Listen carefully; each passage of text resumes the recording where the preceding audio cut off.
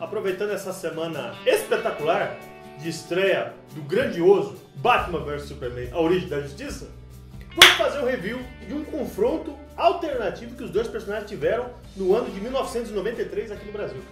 Vamos lá? A premonição do Batman.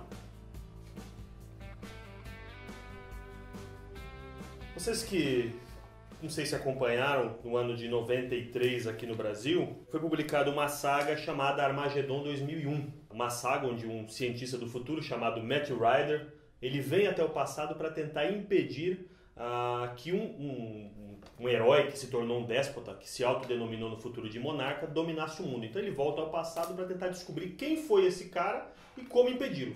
Como é que Tempos fazia para descobrir quem seria o monarca? Ele chegava no vilão, ele era intangível, ele não era visto por ninguém, ele era invisível. Então ele tocava na pessoa que ele queria investigar e ali ele fazia uma leitura do futuro do personagem. E no primeiro número, na primeira investigada dele foi o Super-Homem. É aquele período em que ele agia em Metrópolis, ele ainda não havia se casado com Lois Lane, mas ela já sabia da identidade secreta dele. Quando o Tempos toca no Super-Homem, nessa revista, ele descobre que dentro de um ano, a partir daquele toque, ocorreu um desastre nuclear em Metrópolis. Uns personagens que eram vilões na época das revistas do Super-Homem dos anos 90, que era a Intergang. Então tinha a Intergang, e a Intergang conseguiu um artefato nuclear, uma bomba nuclear, e o Super-Homem não conseguiu impedir que ela detonasse. Então Metrópolis foi destruída. Com a detonação da bomba nuclear, morreram todos os amigos do Super-Homem. A população de Metrópolis inteira foi dizimada, menos ele, é claro, porque por conta do seu poder, e inclusive Lois Lane.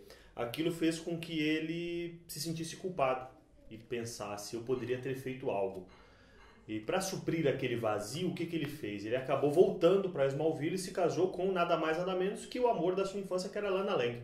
Cuidava de sua mãe e num dos diálogos que me marcaram na época, que ele mesmo fala, com todo o poder que eu tenho no mundo, eu não consigo curar minha mãe do mal de Alzheimer.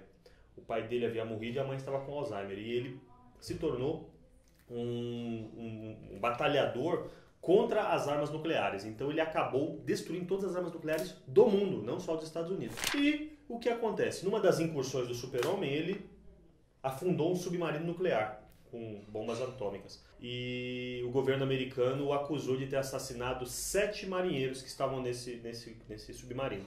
O Super-Homem, em sua defesa, disse que não, eu me certifiquei de que não tinha ninguém. Mas no final foi descoberto que o governo americano, sem ter o que fazer, foi recorrer ao único homem que eles julgavam capazes de deter o Super-Homem, que era nada mais, nada menos que o Batman. Isso aqui é muito interessante porque inverte aquele conceito que foi estabelecido no Cavaleiro das Trevas, onde o presidente dos Estados Unidos vai atrás do Super-Homem para deter o Batman, que é o contrário. O Super-Homem se torna um déspota. Ele começa a agir de uma forma tão estranha que até com a Lana Lang ele começa a falar, o Super-Homem fez isso.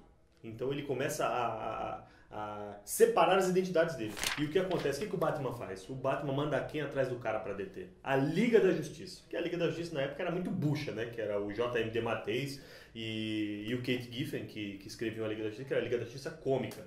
E os 3 membros que vão atrás do Super-Homem.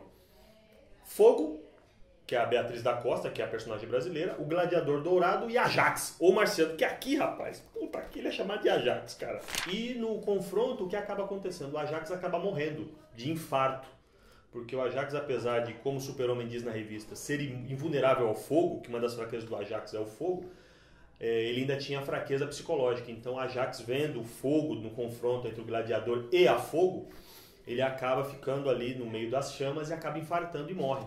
Então o Batman, não vendo saída, ele vai atrás com um anel de Kryptonita que o próprio Super-Homem deu para ele com os seguintes dizeres: você é a pessoa que mais confio para no dia que eu perder o controle você possa me deter. Enfrenta o Super-Homem junto com o Robin e ao final ele acaba matando o Super-Homem nesse futuro distópico lido pelo Tempos. E é muito interessante que ao final Tempos fala, não é o Super-Homem que se torna o monarca, mas uma pessoa que consegue matar o Super-Homem poderia conseguir poderes para se tornar o déspota no futuro? Então na edição seguinte seria o Batman lido. Uma das curiosidades dessa revista também é a mudança do uniforme do Super-Homem. Tá? Ele muda o seu uniforme colocando uma capa que impõe mais, ela tem levantado na nuca, umas botas tipo Capitão América, o cinto.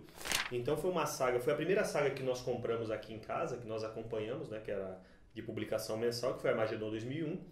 E o final, se vocês quiserem eu conto quem era o Monarca no final, tá? Mas eu digo pra vocês, não era quem os escritores estavam planejando que fosse, é que vazou informação, mesmo sem internet na época, vazou a informação de quem seria o Monarca, então eles tiveram que mudar de última hora. Sugiro para vocês, ela foi escrita, essa edição aqui foi escrita por Dan Jurgens, o Senhor A Morte do Super-Homem, e desenhada por Dustin Abel. Eu não conheço esse rapaz deve ter feito só isso aqui, tá?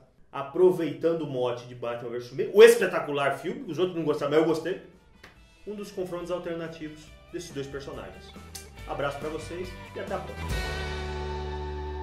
Eu escolhi exatamente uma revista que eu emprestei para o Fabio Gama, que é um dos melhores crossovers entre Marvel e DC. Capitão América e Batman, um encontro na Segunda Guerra Mundial, desenhos e arte de John Byrne. A trama se passa, como eu já falei, na Segunda Guerra.